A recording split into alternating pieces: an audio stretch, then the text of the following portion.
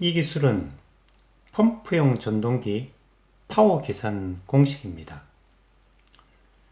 이 기술의 필요성을 알아보기 위해서 이런 일을 생각해 보겠습니다. 하고자 하는 일은 이 모터 펌프를 이용해서 여기에 있는 물을 전부 여기로 끌어올리려고 하는 것입니다. 이 경우에 엔지니어가 해결할 문제는 이 일을 하기에 알맞는 전동기의 파워를 계산하는 것입니다. 이 전기공학 분야에서는 이런 기술을 다루는 학과목을 전기기계 또는 전기기기라고 하는데, 각 학교의 내부 사정에 따라서 이 기술을 다룰 수도 있고 다루지 않을 수도 있을 것입니다. 이 기술은 전기나 기계 관련 기술 자격 시험들에도 출제가 되는데, 전기 분야 예를 들면 전기기사 실기 문제에서도 볼 수 있고 전기 기능장 실기 문제도 있습니다. 기계 분야에선 공조, 냉동, 기계기사 등에 출제됩니다. 그러면 이 기술 문제의 해결 방법을 알아보겠습니다.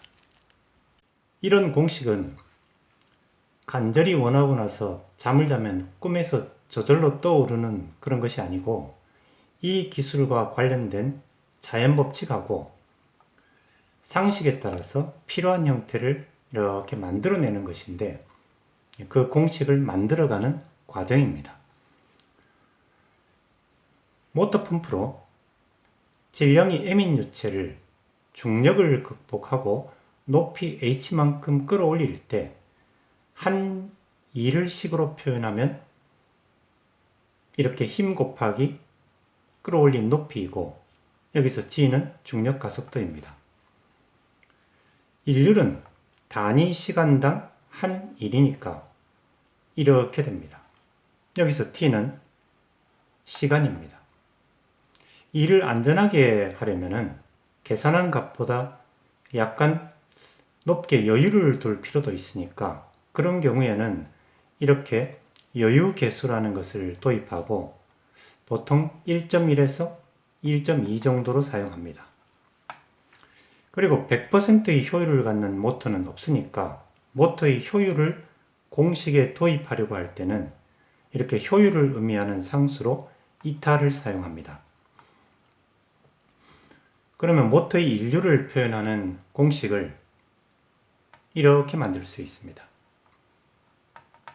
실무에서는 펌프 용량을 단위 시간당 부피로 표현하니까 이렇게 질량을 밀도와 부피 곱으로 바꾸어 놓고 Q를 단위 시간당 부피로, 감마를 비중량으로 약속을 하면은 최종적으로 모터의 일률을 이렇게 만들 수 있습니다.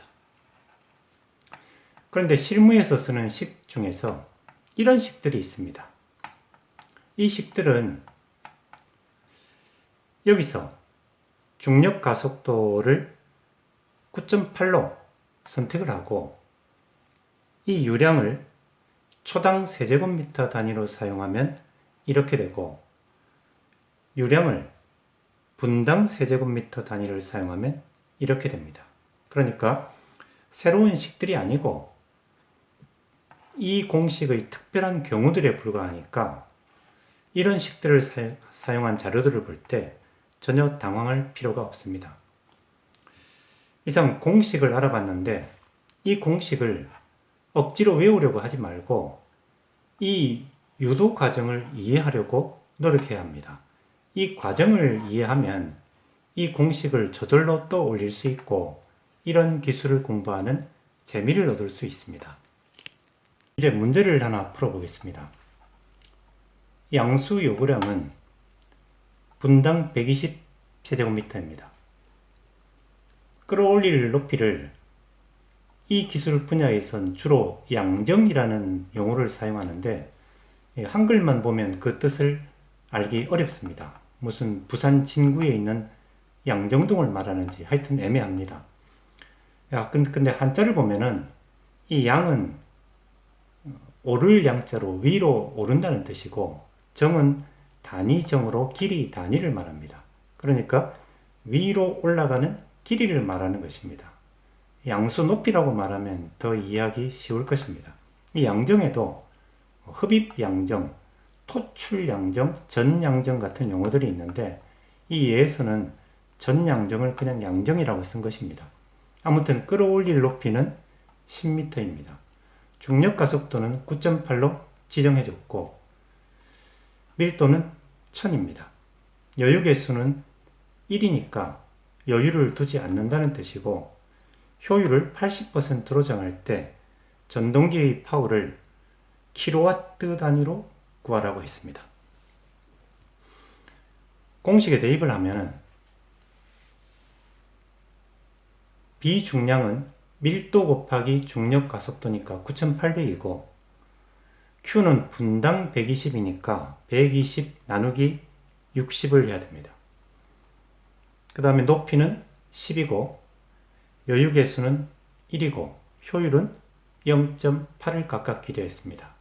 이렇게 계산하면 24만 5천 와트니까 문제에서 요구한 킬로와트 단위로는 245kW입니다. 그러니까 245kW 이상의 전동기를 사용하면 과업을 달성할 수 있을 것으로 보입니다.